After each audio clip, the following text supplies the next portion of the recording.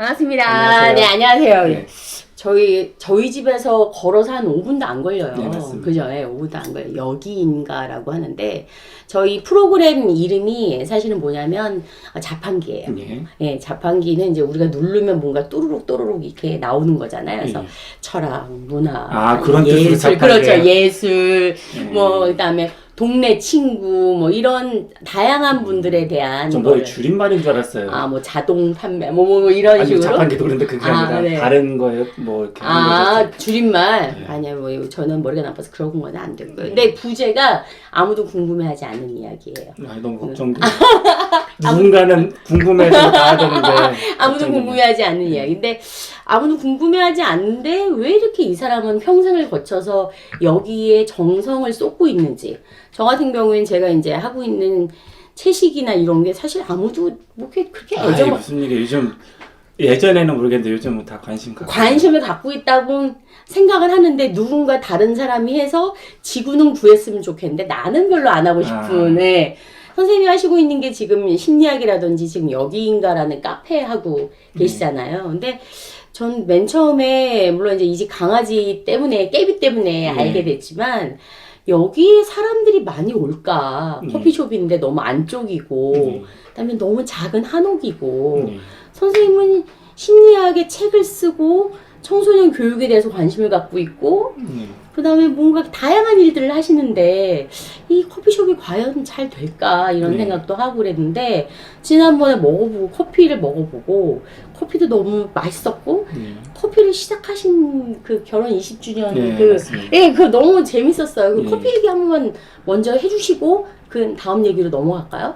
커피 일단은 아주 맛있는데 처음에는 이제 커피를 저희 아내가 먼저 좋아했고요. 뭐 칼럼에서도 썼던 것처럼 실은 제가 커피 칼럼을 쓰고 있었는데 커피에 원래 커피를 좋아하지 않았는데 그 이유는 저희가 결혼을 IMF 직전에 했거든요. 아, 어려울 때 하셨구나. 네, 대학교 4학년 때 했는데 이제 그래도 일찍 하셨네. 네, 근데 동갑이거든요. 네네. 그래서 결혼하고서 얼마 안 돼서 이제 IMF 후탈 그전에는 이제 애들이었으니까 뭐 그냥 과일만 해도 먹고 살지 뭐 이런 식으로 그냥 결혼하시는데 과일부터 없어지더라고요. 근데 그 와중에 저희 아내는 이제 꿈까지 거대한 게 아니라 결혼하면 하고 싶었던 일상이 우아하게 커피 마시는 거였거든요. 그래서 이제 한겨레 신문사 뒤쪽에 그때 로스팅 커피를 하는 분들이 있었어요. 그 시절에도. 왜냐면 이제 그거를 로스팅을 직접 해야지 그 단가를 맞췄거든요. 그렇죠. 그래서 갑자기 이제 우리나라에 저기 스타벅스 원래 그때 당시에 들어오려고 했다가 안 들어오고 신세계 뭐 과장님이셨던 뭐 이런 분들이 카페베네 나중에 차리고 이러신 분들이 그때 로스팅을 막 배우신 거예요. 저기 페라로사도 그렇고 다들 그때 그 무렵이었어요. 그때 그러니까 다 명예퇴직을 하시거나 뭐 이렇게 사실은 뭐 개인의 사정으로 뜻한 바 있어서 이러실 수 있지만 어쨌든 그 당시에 이제 단가를 로스팅 된 거를 사오는 거는 굉장히 비싸니까. 그러니까 직접 원두를 갖다가 자기가 볶는 걸로 그것도 이제 좀 싼 원두를 볶으시는 걸로 뭐 그랬던 시절인데 그래서 몇 시간 안 되는 시간만 오픈하는 곳에 저희가 천호동 근처에서 신혼살림을 시작했는데 그때 그 공덕동까지 커피 배우러? 아니죠, 마시러. 마시러. 근데 이제 제가 나중에 이제 대학원을 갔는데 취직을 하기가 굉장히 힘든 상황이고 그 취직 아니어도 원래 이제 외국 유학 가려고 그래서 미리 결혼을 한 거거든요. 근데 유학을 가려고 딱 준비하던 그 시기에 IMF 터지고 있던 사람도 돌아오고 그렇죠. 막 이렇게 해서 그렇게 뭐 집안이 뭐 풍족하지 않으니까 그래서 이제 근데 취직 준비는 안 했었던 상태고 그래서 국내 대학원을 오게 되고 그런데 그 와중에 이제 선생님이 너무 짠하니까 이제 뭐 외국책 번역하는 그런 것들에서 한 달에 한 30만 원인데 그 당시에 그 커피 값이 한 잔에 3,000원이 좀 넘었어요. 그러면 몇 잔 받으셔봐야 커피 몇 잔 마시면 없어지는 그러니까 거네요. 저는 그래서 커피를 그렇게 좋아하지 않았어요. 왜냐면 근데 저희 아내는 그때 나중에 알게 돼 어린 마음이라 아직 개념 없네 이렇게 마시고 이랬는데 나중에 알게 되는데 근데 삶이 힘드니까 그렇게라도 버티려고 했던 거였어요. 그러니까 나중에 알게 됐고요. 그리고 더 이제 직장 생활 하게 되고 그리고서 이게 직장 생활 좀 가열차게 하게 되고 그래서 저도 이제 강남에서 직장생활 하면서 좋은 커피를 많이 마시게 되고 그러면서 좀 알게 됐죠. 아, 이 커피 좋구나 하다가 이제 우리 처음에 싫어했던 커피, 저희 아내만 좋아했던 커피인데 내가 이렇게 해주면 좋겠지 하는 것도 있었고 또 하나는 이제 제가 교통사고로 크게 났던 적이 있었는데 에어백이 안 터져서 너무 놀랐어요. 아무튼 그래서 이제 이렇게 죽으면 큰일 나겠다. 그래서 제 아내가 좋아하는 걸로 뭔가 차려줘야겠다. 그래서 내가 없더라도 이제 돌아갈 수 있게 해줘야겠다 했는데 내가 죽더라도 뭐 그 생계는 유지되게 해야겠다 했는데 그렇게 해서 직접 로스팅도 하고 직접 배우고 뭐 해갖고 이제 다 같이 배웠거든요. 저희 가족이 하는 카페 만들려고. 제가 죽어도 이렇게 하기 좋게 하겠다고 만들었는데 지금 죽도록 하고 있어요.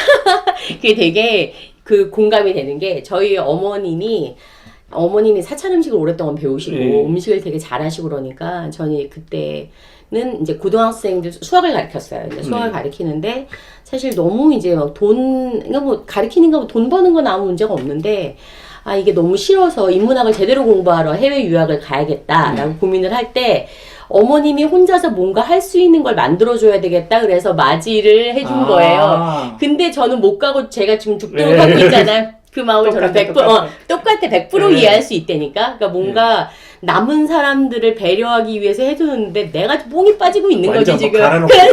그러니까 그거 이해한다니까요. 그러시구나. 선생님은 사실 심리학 전공하신 거죠. 네, 맞습니다. 그래서 저는 선생님 책은 사실 인지편향 사전 요거 한 가지만 봤어요. 근데 이게 사전이잖아요. 그래서 저는 이 책이 너무 좋은 거예요. 이게 뭐냐면 우리가 그동안 아무 생각 없이 생각했던 게 사실은 패턴이 있고 그 다음에 이게 뭐 그 약간의 선입견이 들어가고 이런 부분에 대해서 그냥 뭐 그럴 것이다. 그 제가 항상 제 제자들이 뭐 저희 뭐 엄마가 뭐 이 사람이랑 결혼하는 걸 뭐 반대해요 막 얘기를 하면 제가 딱 봤을 때 그 사람하고 결혼하는 게 괜찮을 것 같으면 아무 소리 안 하는데 결혼하면 진짜 안 될 것 같으면은 부모님한테 전화해서 반대하시는 순간 결혼을 한다 얘들이. 여기 있더라고요. 백파이어 효과라고. 그래서 왜 로미오와 줄리엣이 둘이 이렇게 불같이 좋아했는지 아냐. 부모가 반대해서 그런 거다. 저도 옛날에 친구 하나가 남자가 너무 이상해가지고 미친 듯이 반대했는데 남자가 그 자리에서 울면서 나갔는데 그 다음 주에 결혼했어요. 그래서 제가 그 친구가 아직도 저한테 전화해가지고 너 때문에 결혼했다고 저한테 별로 안 좋아요 사이가. 그 얘기를 하는데 그래서 이걸 볼 때마다 우리의 어떤 움직임에 대해서 방향성이나 이런 걸 정리를 너무 잘 해놓으셔가지고 깜짝 놀랐거든요. 그래서 심리학이라고 하면 보통 본인의 심리에 문제가 있는 사람들이 하는 거다라고 생각을 했기 때문에 본인의 그런 부분에 대해서 뭔가 고민을 한 부분이 있어서 이런 책이나 아니면 특히 아이들 교육이나 이런 어린이의 심리에 대한 걸 하신 건지 아무튼 되게 궁금하더라고요. 저는 심리학자들 만나면 네 심리는 어떤데? 그러니까 늘 물어보고 싶었었어요. 일단은 심리학은 기술의 학문이에요. 기술? 그러니까 처방이 아니라 원래 처방 이전에 기술, 디스크립션, 프리스크립션이 아니라 그래서 기술의 그러니까 should be 뭐 이런 게 아니라 is에 관한 거라서 이건 이렇다. 그러니까 일단은 그거를 기술하고 싶은 학문 중에 하나인데 저도 저 자신을 기술하고 싶은 마음이 먼저 있었어요. 보통 심리학 생각하면 상담심이 먼저 떠오르니까. 맞아요. 근데 이제 3학년 이상 되면서 인지심리라고 그래서 인간의 머리를 하나의 정보 처리 기계로 생각해서 인간이 어떻게 외부 정보를 갖고서 어떻게 생각을 하고 어떻게 감정을 느끼지에 대한 그 인지심리학이거든요. 그래서 전공은 인지심리학하고 이제 박사학위는 융합과학으로 받았죠. 이걸 바탕으로 해서 사람들을 이해하고 시스템 만드는 일 그거를 이렇게 생각해서 이제 융합과학을 받았는데 아무튼 그 처음에 이제 받을 때는 이상하게 제가 같은 패턴으로 살고 있는 거예요. 지금도 완벽하게 뭐 다른 패턴으로 살고 있지는 않는데. 맞아요. 일단은 이제 옛날엔 전후기 분할이었던 시절이어서 이상하게 서울대는 계속 떨어지는데 서울대 그 대학 가서 보거든요. 그러니까 모의고사 실력으로는 충분히 이런 얘기해서 좀 그런데. 우리 같은 학번이라 알아요. 저 이해해요. 어떤 시스템인지. 그래서 그 대학을 가서 그 충남 예산인데 서울에 올라와서 서울대 가서 이제 서울대에서 시험을 보면 사실 모의고사로는 10점 정도가 차이 나서 안정권인데 이제 계속 처음에 떨어졌을 때는 아 내가 좀 긴장을 너무 안 했나? 이게 뭐 이런 생각을 해서 했고 근데 재수는 종락원에서 일반에서 굉장히 열심히 해갖고 그리고 계속 성적도 그 위에 있었고 근데 시험만 보면 안 되고 그 나중에 알았어요 테스트 엔자이티인 거를 아 진짜 그러니까 그거를 나중에 한 거고요 그 당시에는 몰랐고요 그러니까 분명히 맞춰야 되는데 테스트 엔자이티니까 이게 답이 안 보이는 거예요 그러면 당황하게 스스로도 당황하게 돼요 혹시 저희 이거 보시는 분들을 위해서 그게 뭔지 간단하게 시험 설명해 불안증 그렇죠 시험 불안증이죠 네. 시험 불안증인데 그러니까 사실은 문제 자체를 어려워하는 그게 아니라 그러니까 모의고사는 내 실력에 대한 자신감으로 그냥 대충 그냥 풀고 만약에 못 푼다 그러면 아이 뭐 이거 정도 틀리지 말고 굉장히 재수없게 막 이렇게 해도 왜냐면 여유가 있으니까 물론 시험 이거는 연습이라는 걸 알고 있고 나는 몇 점을 이게 틀리는 게 확실하고 맞는 게 확실하니까 내가 몇 점 받을 걸 알고 있으니까 그렇게 막 뭐 풀다가 뭐 어렵고 그래도 그냥 그 문제는 포기해버리고 근데 정작 시험에서는 그게 더 증폭이 되는 거군요. 불안함이. 인생이 달려있다고 생각하고 그렇죠. 낯선 환경 그러니까 모의고사는 학교에서 보는 건데 그리고 어떻게 보면 나보다 좀 못한 애들 옆에서 하는 건데 지금 이거는 경쟁자 동등한 애들 이게 그 나중에는 몰랐는데 그런데 이게 성균관대를 왜 이렇게 다니기 싫어했었냐면 여러 번 시험 봐가 붙긴 했었는데 2번 바꿨는데 왜 그랬냐면 이제 이게 그 전날 올라와가지고 이 시험을 보기 쉽지 않으니까 술을 마셨는데 그 다음날 이제 가서 봐도 어떻게 이게 붙으면 와 기분 좋은 게 아니라 야, 이래도 붙는 대학을 다녀야 되나 뭔지 알아 이게 지금은 제가 많이 바뀌었는데 그때 좀 재수없는 생각을 하고 학벌주의 뭐 이런 게 머릿속에 시골에서 엘리트주의 그 몇 명의 애들만 그죠 거기서 항상 1등이었으니까 예, 그래서 그렇게 해갖고 그래서 이렇게 하다가 그래서 이제 저희 신방과 동기가 KBS 뭐 김원장, 임배씨의 김현석 학부는 신방과 나오셨어요? 아니요, 그러니까 그렇게 하고 그만두고 하는 거예요. 경영학과 그만두고 신방과 그만두고. 근데 이렇게 왜 자꾸 패턴이 이렇지? 그러니까 왜 나는 이렇게 똑같은 거를 반복하지? 하다가 중간에 그만두고 이런 패턴들. 예, 그렇죠. 그러니까 충분히 그러니까 다녀서 이제 연합회 같은 게 있잖아요. 그렇죠. 그러니까 뭐 이렇게 서신협 뭐 이래가 서울 지역의 신방과 협의회 이런 거서 그런 있죠. 다 똑같은데 그러니까 애들도 그걸 느껴요. 1학기 정도 다니면. 그런데도 왜 나는 자꾸 이제 학과도 바꾸려고 그러고 더 멋진데 저기 가면 다를 거야 이렇게 반복을 하지. 물론 전기대 떨어지고 나서 이 얘기인데 그러니까 다시 그 학과를 돌아가도 되는데 왜냐면 한 학기를 반수라고 해서 한 학기를 지금 휴학해 놓은 상태니까 다시 돌아가는데 자꾸 뭔가 다른 곳에 더 좋은 게 있을 거야 생각을 하는 거죠. 지금 여기보다 다른 데 꼭 있을 거라 생각하고 그러면 그럼 어차피 내가 그렇게 다니고 싶었던 대학도 아니니까 내가 나를 좀 이해할 수 있는 거를 다녀야겠다.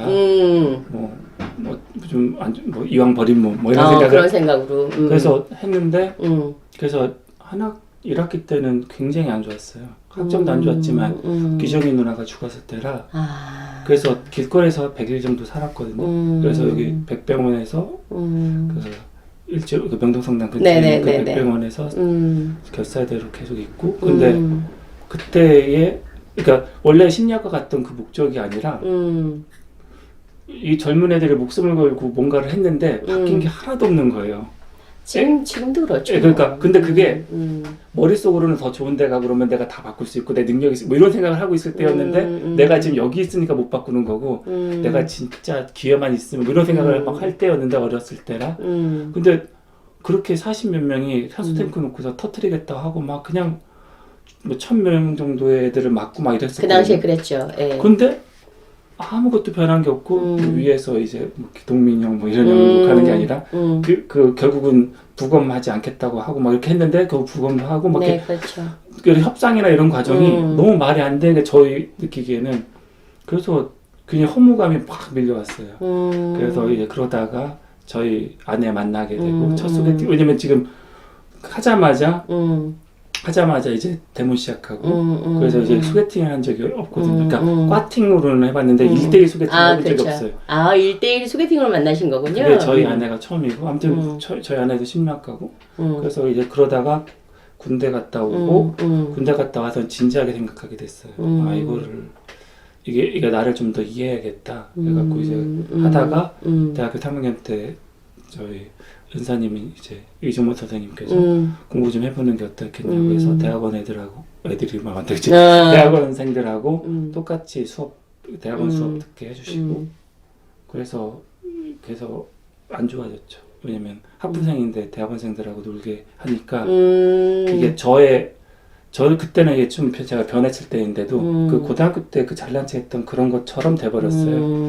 그래서 그때의 심리학 책도 좀 읽고 상담 심리 같은 거 그래서 인지 심리랑 상담 심리를 같이 공부한 시기 돼버렸어요. 그러니까 그래서 이제 나중에 이제 가만히 봤더니 제가 실수한 게 너무 많은 거예요.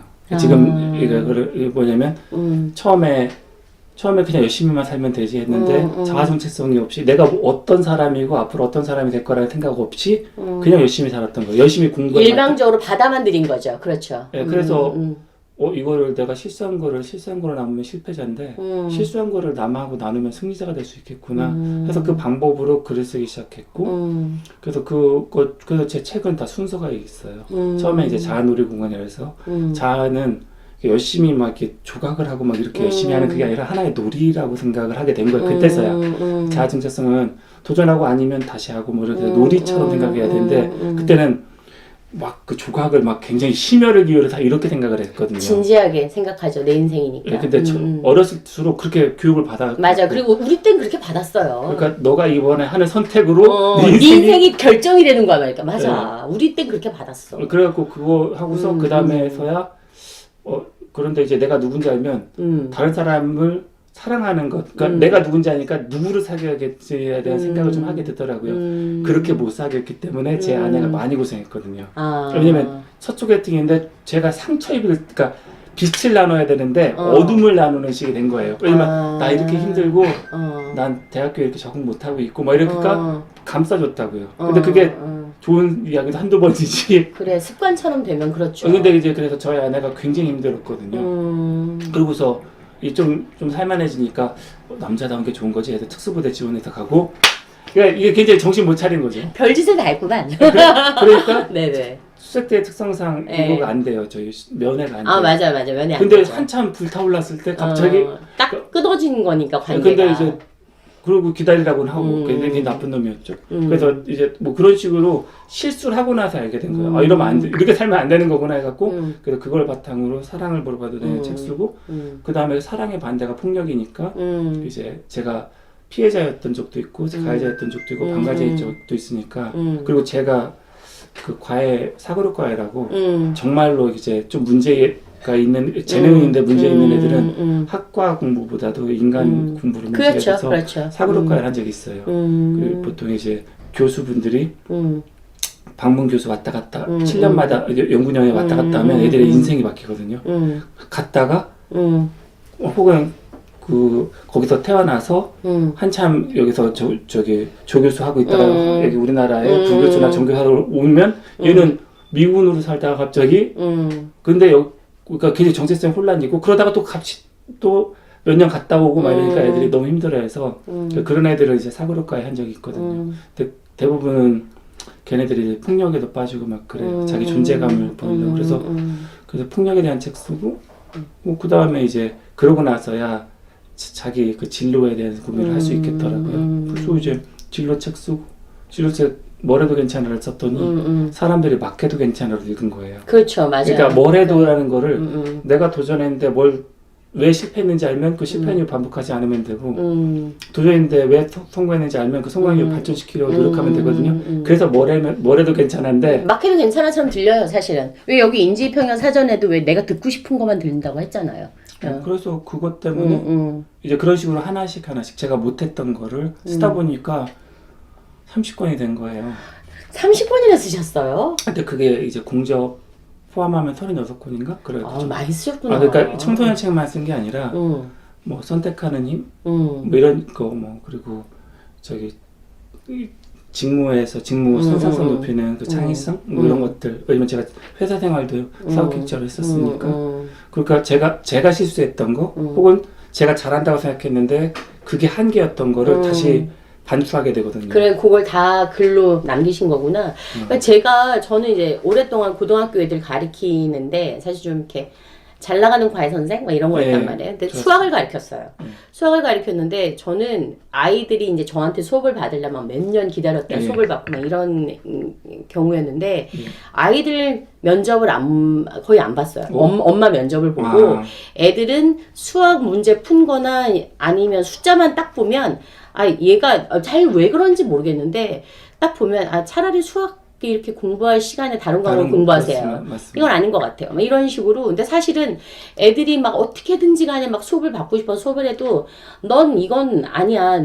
네 길이 아니야. 하지 마. 막 이런 식으로. 그러니까 물론 저는 시간을 단축시켜준다라는 생각으로 말을 했지만 지금은 사실 두 가지 생각이 있어요.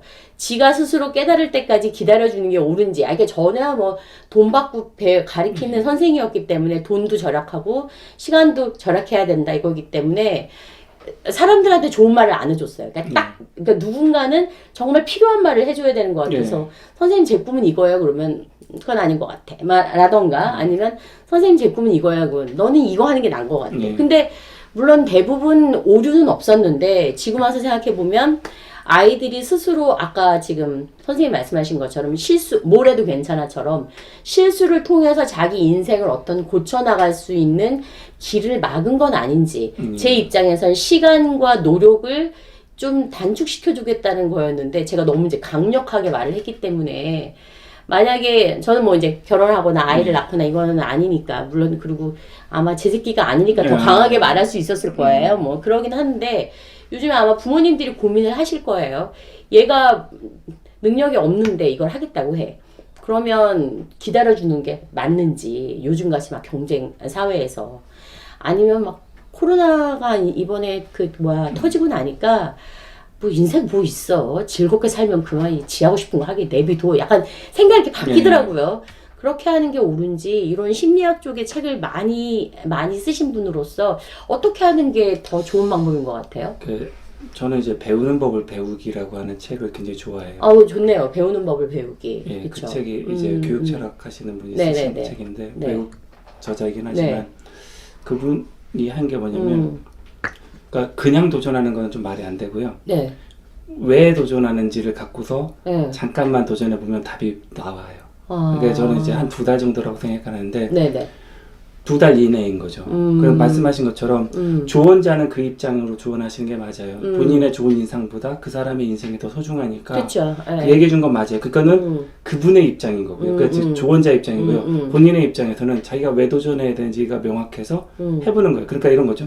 김연아가 아이스케이트에 도전한 거는 김연아니까 그렇게 도전한 거고요. 나는 나로서 아이스케이트에 도전해야 되는 거예요. 나로서. 근데 그 이유가 김연아도 김연아가 되는데 김연아만큼의 시간이 걸렸거든요. 근데 보통 그걸 무시하고서 그 김연아 얘기 듣고서 한 2년 정도 뭐 이렇게 했는데 그게 이제 몸도 다르고 마인드도 정신도 다른데 그게 어떻게 되냐고요. 그게 아니라 나의 이유로 나의 시간을 투자하는데 2달 정도를 열심히 투자하면 답이 나와요. 왜 습관화가 되는 게 있고요.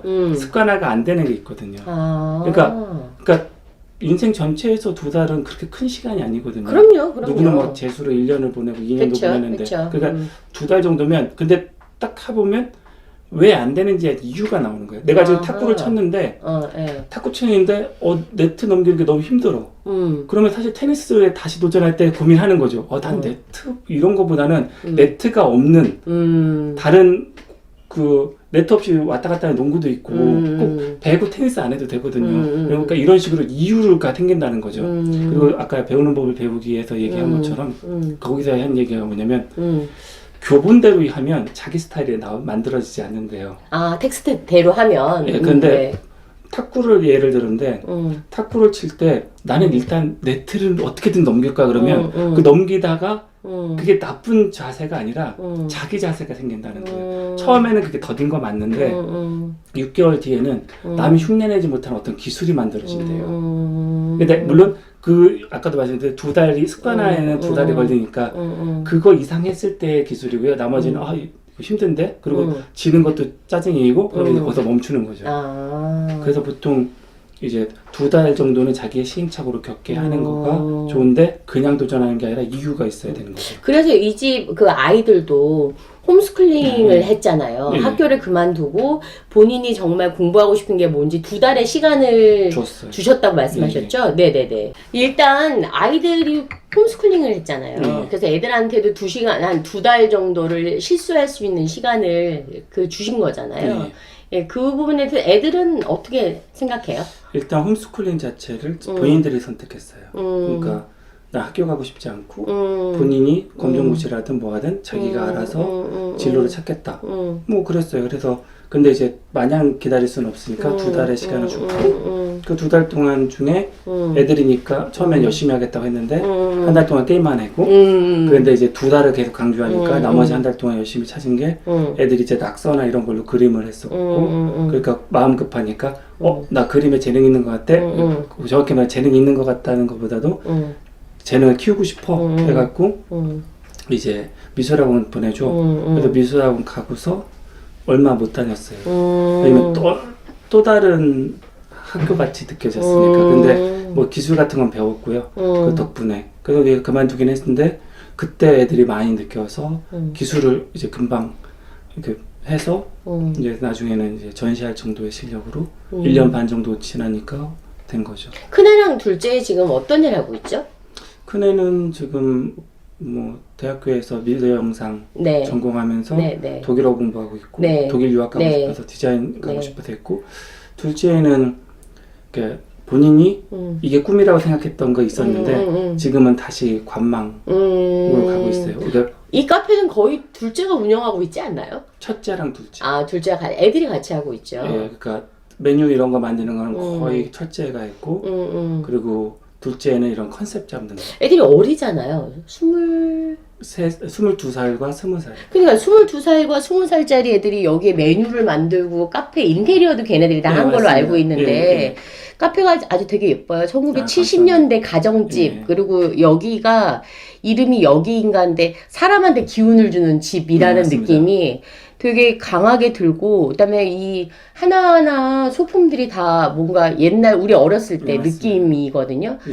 근데 애들이 그렇게 어린 나이인데 그런 걸 자기네들이 자가 발전하기가 쉽지가 않은데. 저희는 저의 직업의 특성상 주로 같이 있거든요. 제가 글을 쓰거나 강연 갈 때 빼놓고는 그래서 어렸을 때 얘기도 많이 하고 아빠처럼 살면 안 돼. 그래갖고 그러니까 아빠처럼 살면 안 되는데 한풀이로 넌 이렇게 살아야 돼. 이렇게 하는 게 나 때는 아니라. 막 이런 얘기 많이 하는 거 아니야? 그런 건 아니고요. 근데 이제 아빠처럼 살면 안 돼라는 얘기로 이제 하면 해서 근데 그때 그 마냥 얘기하거든요. 나는 진짜 어렸을 때 7살 때는 엄마 찾아 산만리 같은 거 보면서 그러니까 아빠가 좀 약간 머리가 노랗고 그랬으니까 나는 진짜 유럽의 귀족 아들인데 유람선에서 떨어져가지고 한국에서 잘하는 줄 알았어. 뭐 이런 얘기하면서 그때 애들이 나를 좀 무시하고 그래도 나는 뭔가 막연히 잘 될 것 같았어. 근데 아빠만 그런 게 아니라 그 당시 애들은 다 그랬어. 끄떡하면 난 대통령 될 거야. 뭐 이러고 뭐 나는 뭐 할 거야 뭐 할 거야 하는 걸 너무 당연하게 했던 시절이라 그때가 좋았던 것 같아 했더니 애들이 이거는 집이 100년 정도 됐다고 해도 컨셉을 아빠가 어렸을 때 그때 기운이 막 있었고 자기네들이 이제 공부할 때 열심히 역사책 검정고시로 역사 공부할 때 그 70년대 뭐 산업화가 막 진행되고 이거를 굉장히 인상 깊게 생각했거든요. 그래서 그때의 분위기 이런 거 흑백에서 칼라 넘어가고 뭐 이런 거 그걸 생각하자고 했어요. 근데 제 생각 이제 제가 이 질문을 하는 이유는 요즘에 저희 또래의 사람들 그리고 한때 홈스쿨링이 아주 막 트렌드처럼 열풍처럼 막 학교 그만두고 엄마 아빠들끼리 공동체 해가지고 애들 가리키고 공동체 마을 성산마을 같은 경우는 그런 맞습니다. 경우잖아요. 근데 그런 게 과연 아이들한테 진짜 도움이 되는지 이거는 사실 저희가 뭔가 결정을 할 수는 없지만 그런 과정을 통해서 큰 애들을 보고 결정할 수밖에 없단 말이에요. 그렇잖아요. 근데 얘네들은 되게 제가 보기에는 어린 나이인데 자기네 일도 잘 알아서 하고 이러고 아까 말씀하신 것처럼 직업 특성상 아이들하고 오래 있어준 게 도움이 된 것 같지만 사실 만약에 저 같은 성격이면 애들하고 같이 있었으면 아마 애들이 삐뚤어대는 것 같거든요. 그러니까 그런 부분들에 대해서 이게 일반화가 되기는 어렵잖아요. 그러니까 홈스쿨링이나 아이들을 집에서 데리고 뭔가 있으려고 요즘에도 더군다나 네. 코로나 이후로 학교에 대한 개념이 좀 맞습니다. 없어졌잖아요.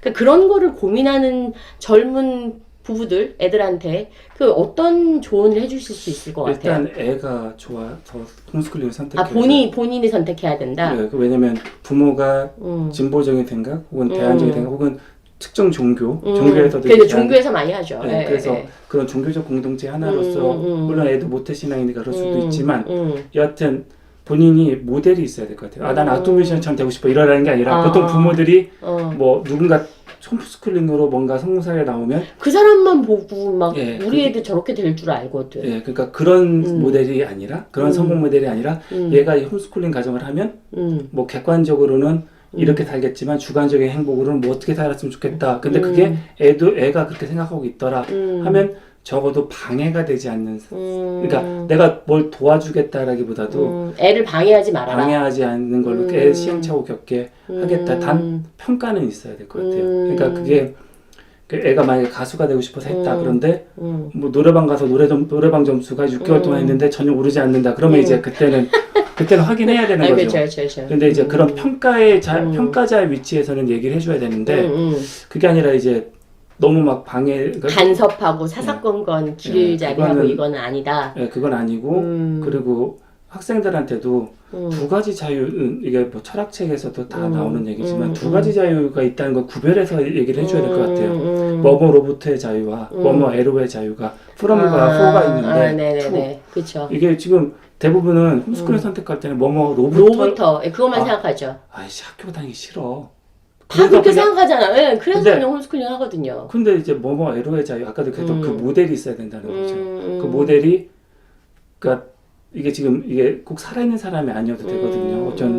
어떤 책의 등장인물이어도 되고 어떤 영화의 등장인물도 상관없는데 그거를 보고서 야금야금 이제 가야 되는데 그거 하나도 없이 시작을 하면 그 시행착오가 너무 힘든 것 같아요. 그러니까 내가 처음에 시작할 때 어떤 사람이 될 건지 나중에 바뀔 수가 있는데 왜냐면 1년 뒤에 나보다 지금의 나보다 1년 뒤에 내가 더 지혜로울 건 확실하니까. 근데 나중에 5년 뒤에 뭐 할지를 지금 다 결정한 대로 억지로 살라는 게 아니라 그런 걸 가다가 내가 더 지혜로워졌을 때 그만두고 다른 거 가고 갈 수 있는데 그 갈 때의 방향은 좀 있어야 될 것 같은데 보통은 뭐뭐로부터의 자유만 생각해서 일단 그만두면 뭔가 생기겠지 하는 그런 거는 애를 완전히 그 탐색하는 거에서 아주 벗어나게. 근데 대부분 오류를 저지르는 게 일단 부모가 본인의 능력에 대해서 과대평가 아니면 아이들을 돈만 대주면 애들이 알아서 할 거라는 거에 대한 생각 그리고 최소한 얘가 나를 닮았는데 이상한 길로는 빠지지 않을 거야 라던가 그 다음에 제가 보기에는 그냥 보통의 능력밖에 안 되는 특히 이제 아이돌을 꿈꾸는 애들 같은 경우에는 정말 수백만이잖아요. 근데 실제로 그 안에서 BTS처럼 되는 애들은 진짜 몇 명 안 된단 말이에요. 그러니까 그 아이들에 대한 교육에 대해서 사람들이 굉장히 예민하고 더군다나 아까 말한 것처럼 코로나 때문에 학교에 대한 개념이 완전히 바뀌고 있단 말이에요. 완전히 바뀌고 있으니까 아마 이 주제에 대해서는 궁금해하는 분들이 있을 것 같아요. 그래서 아이들을 과연 홈스쿨링 시키는 게 맞는지 그리고 근데 그러니까 지금 아까 말씀하신 것처럼 부모가 자기 자신을 판단을 먼저 좀 잘 해야 되지 않을까라는 생각이 들거든요. 그 역할 모델에 좀 추가해서 말씀드리면 홈스쿨링을 하든 공교육을 하든 미래 사회 인재가 되기 위한 핵심 역량은 똑같아요. 왜냐면 이게 왜냐면 지식 관리할 줄 알아야 되죠. 그리고 애가 만약에 공동체 역량 없어서 공동체에 반하는 반사회적인 인간이 되면 안 되는 거잖아요. 그리고 자기 인생을 신비한적으로도 즐길 줄 알아야 되는 거잖아요. 뭐가 아름다운지 알고 뭐 이런 것들 하고 기본적으로 이런 미디어 역량이 있어야 돼. 왜냐면 애들은 그야말로 디지털 네이티브 시대에 나는 다 필요 없고요. 이렇게 할래요. 그거는 사실은 부모님의 욕심인 거죠. 그러니까 너무 이 현실이 힘드니까 나는 자연이다 보면서 난 다 때려치고 갈 거야. 그런 회피의 마음이 있을 수 있다는 거죠. 그러니까 잘 생각해 보시면 공교육이나 이런 홈스쿨링을 하든 뭐 하든 목표 지향점을 완전 다른 걸 가져간다고 생각하는 건 위험한 생각인 것 같아요. 왜냐면 많은 사람들이 이 사회가 돌아가는 거에 방향에서 이 친구가 대안적으로 어떻게 더 살지는 말이 되는데 처음부터 끝까지 이 친구가 완전 다른 거를 만들어내면서 할 거라고 기대하는 거는 그럼 굉장히 힘든 생각인 것 같아요. 학교는 계속 존재할까요? 예, 그렇죠. 학교는 그러니까 일단은 그 또래를 만난다는 게 학교에서 굉장히 커요. 그렇죠. 또래를 만나는 공간이다. 근데 그거를 이제 어떤 대안 공간이 그걸 만들어줄 수 있다면 그리고 그렇다면 뭐 훨씬 좋은데요. 우리나라에서는 아직은 그렇게 돼 있지 않거든요. 그 애들이 스스로 만드는 공간에 디지털에서 이제 뭐 파티하고 그래서 이제 게임도 파티한다고 그러잖아요. 파티하고 뭐 그 트위터 이런 친구들끼리 따로 모여가지고 뭐 단톡방 만들어서 게임 캐릭터로 해갖고 뭐 역극놀이 하고 이렇게 따로 또래를 만나는 공간이 따로 있거든요. 근데 오프라인 친구 만나는 공간은 절대적으로 학원 아니면 학교거든요. 근데 저는 이제 지금 저희가 만들고 있는 콘텐츠가 사실은 뭔가 뭐 흐름이나 이런 게 아니라 제가 알고 있는 제 지인들이나 제 주변 사람들의 사실은 삶과 그 사람의 생각이나 뭐 이런 걸 통해서 우리가 뭔가 또 이렇게 다른 경험을 매번 우리가 모든 사람이 다 선생님처럼 뭐 학교를 계속 반수하고 재수를 하고 학교를 계속 다니고 그 다음에 모든 사람들이 다 선생님처럼 갑자기 커피를 뭐 하고 애들을 다 홈스쿨링 시키고 이러는 건 아니니까 이런 걸 통해서 뭔가 배울 게 있으면 배울 게 있어야 되는데 큰일 났네요. 배울 게 있으면 한 명이라도 배울 게 있으면 의미가 있지 않나 이런 생각을 하고 있거든요. 앞으로의 꿈이 뭐예요? 하고 싶은 거? 저는 이제 저희 독자들이 다 자라났으니까 사실 책 하신 분들 읽으신 분들 예, 그러니까 이제 주니어급까지 그러니까 신입사원서부터 주니어급까지 과장 초년차 뭐 이렇게까지 직장 생활하거나 이제 사회생활을 할 때 도움이 될 수 있는 어떤 코치가 되는 게 꿈이에요. 왜냐면 저희 애들이 제가 원래 작가가 된 것도 우리 애들한테 읽혀줬으면 좋은 책 같은 거를 그러니까 책을 처음에는 이제 바꿔서 읽기 시작했고요. 이 내용을 바꿔서 이렇게 하면 더 재밌지 않을까? 그랬더니 재밌네? 이래갖고 이제 그렇게 시작해서 차근차근히 애들이 커면서 했으니까 이제 애들의 나이에 맞게 이제 그 삶의 징검다리를 놔준다는 생각으로 점점 하고 있으니까 그런 사람이 되고 싶어요. 그러시군요. 선생님 전공이 심리학이니까 이 우울한 시대에 우리가 어떻게 하면 기운을 얻을 수 있을까요? 여기인가를 와야지 기운을 얻나요? 네. 일단 저도 고민을 하고 있는데 네네. 시간이 많다고 휴식하는 것 같지 않고요. 맞아요. 집에만 있다 휴식하지 않으니까 맞아요. 휴식의 개념부터 좀 리셋해야 될 필요가 있어요. 그래서 저는 그거를 고민했거든요. 일단 뭐가 휴식인지에 대한 생각을 하면 이 코로나 이후의 시대에 일도 하면서 이제 이 시간 자체를 잘 휴식할 수 있을 것 같은데 심리학에서 찾은 거는 바로 몰입이었어요. 몰입. 한때 몰입에 대한 책이 엄청나게 많이 나왔잖아요. 그거는 일을 잘하기 위한 맞아요. 몰입이었고요. 근데 그게 아니라 그때 놓친 게 뭐냐면 휴식의 몰입이었거든요. 레고 열심히 누구한테 일인데 빙고. 레고를 열심히 조립하는 사람들 이해할 수 있을 것 같아요. 몰입해갖고 쉬는 거거든요. 그렇죠. 그리고 우리가 뭐 어떤 콘서트장 가서 그냥 한번 해봐 놀아봐 이렇게 하면 사실은 쉰 것 같죠. 쭉 빠지면 그쵸 쉬는 것 같죠. 뭐, 특정 뭐 이승환 콘서트 뭐 이런 데 가면 완전 몰입 안 할 수가 없거든요. 왜냐하면 그렇게 하니까. 그러니까 그런 것과 그냥 보려고 가는 것과는 다른 거죠. 그러니까 제3자가 되는 것과 내가 우리라고 하는 거에 주체가 되는 것이 다른데 그러니까 그래서 사실은 클래스 뭔가를 들으면서도 온라인이 됐든 오프라인을 들으면서도 휴식할 수 있고 그러니까 예전처럼 내가 남는 여가 시간에 그냥 누워있는 걸로는 이미 다 경험을 한 거예요. 누워있는 거는 휴식이 안 된다는 거는 그러니까 경험을 했고 그리고 여행 같은데 여행을 이제 하기도 굉장히 힘든 시대니까 맞아요. 근데 이제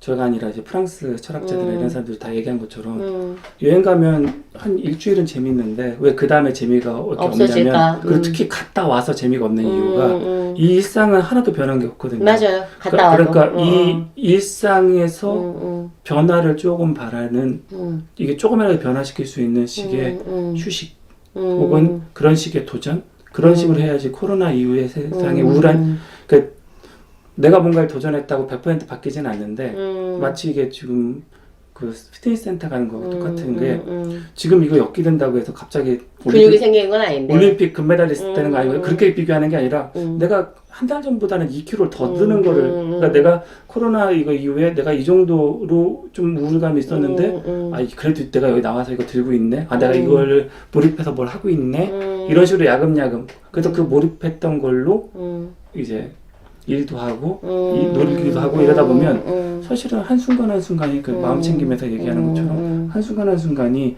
깨어있는 시간이 돼서 그러면 버틸 수 있을 것 같아요. 우울한 시대가 왜 우울하냐면 미래가 불안해서이거든요. 그렇죠, 그렇죠. 미래는 불안할 수밖에 없어요. 그건 욕심인 거예요.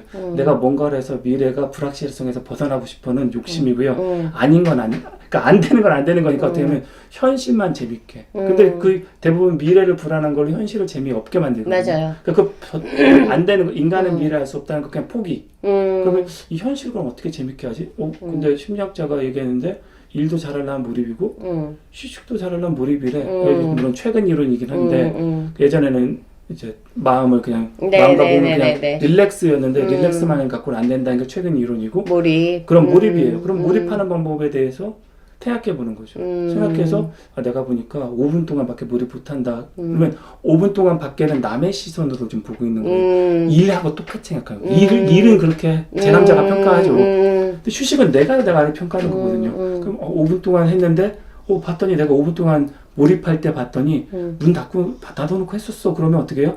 아 이런 조건 내가 알았으니까 지금 문 닫고 그러면 문 닫는 게 중요한 게 아니라 봤더니 내가 외부 그런 것들에 대해서 단절됐다고 생각하는 거 내가 그러면 휴대폰도 끄고 그 전에 외부에 대한 생각을 좀이라도 할 수 있는 이메일도 확인 일부러 안 하고 하는 걸로 했더니 10분 됐네 이런 식으로 밀려나가다 보면 본인에 대한 몰입 시간을 좀 점심 그렇죠. 이렇게 그렇게 하면 늘리는 거. 사실은 심리학적으로는 5분에서 10분 안에 계속 리셋 시키는 거거든요. 근데 그거를 누구는 한 2번 리셋하다가 끝나고 누구는 3번 리셋하고 누구는 6시간 동안 가고 막 이러는 거거든요. 그래서 그렇게 알겠습니다. 노력했으면 좋겠어요. 이제 미래에 대한 꿈도 알았고 그다음에 이제 우리가 쉬는 이 우울함을 조금 없애는 방법이 몰입이다. 오늘 굉장히 많은 얘기를 한 것 같은데 아니에요. 오늘 굉장히 많은 얘기를 했는데 저는 이게 좀 아무도 궁금해하지 않는 이야기가 부재이기도 하고 그러는데 누구라도 이 얘기를 들으면서 뭔가 저는 그게 되게 좋았어요. 그 아이들의 홈스쿨링에 대해서 뭔가 그러니까 부모가 아이를 제대로 판단하고 있어야 된다. 어쨌든 공교육이든 홈스쿨링이든지 그 부분하고 그다음에 쉬는 방법도 몰입이다. 인정하는 게 우리 엄마가 그 붓글씨를 밤에 밤 9시까지 막 일하고 난 다음에 힘든데 밤 12시까지 그거를 붙잡고 막 쓰는 걸 보면 도대체 저 노인네가 내가 그 다음에 일을 어떻게 하려고 막 이러는데 본인은 그게 쉬는 거라는 거 그게 이제 몰입에 대한 얘기 그 부분에 대해서도 좀 인정할 수 있을 것 같아요. 이야기를 되게 많이 하시긴 했지만 더 궁금한 사항이 있으면 여기인가에 와서 요즘 강아지 깨비 엄청 예쁜데 그죠? 네, 맞아요. 강아지도 좀 보고 두 어린 따님이 내리는 차 맛이 참 기가 막혀요. 그리고 선생님하고 이야기를 좀 더 이렇게 나눌 수 있을 것 같아요. 예, 오늘 방송은 오늘 이야기는 이쯤에서 마치기로 하고요. 이 책도 물론 좋았는데 딱 한 가지만 선생님 책 중에서 이것만큼은 사람들이 꼭 읽었으면 좋겠다. 그런 책 있으면 하나만 선택해 주세요. 선택하는 힘이요. 선택하는 힘. 알겠습니다. 그건 진짜 필요한 것 같아요. 선택을 해야지 또 거기에 맞춰서 맞습니다. 집중을 할 수 있으니까요. 오늘 너무 감사하고요. 네, 감사합니다. 네, 고맙습니다. 네, 오늘 여기까지 자판기 아무도 궁금해하지 않은 이야기였습니다. 감사합니다, 여러분. 바이바이. 바이바이.